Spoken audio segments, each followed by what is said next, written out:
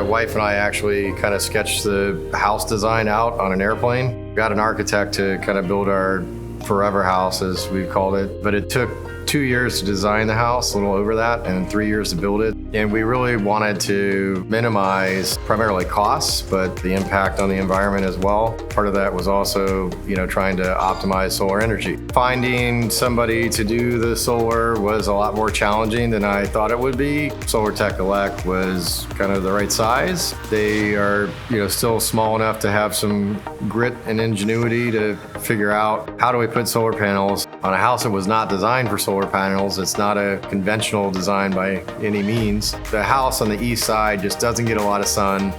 I really wanted to push to get as many solar panels as we can, and the integrity of just being upfront with us that you can purchase these panels, but they're not going to give you any electricity because of where they're located was great. I would recommend Solartechelec because of their ingenuity. These guys are going to figure it out.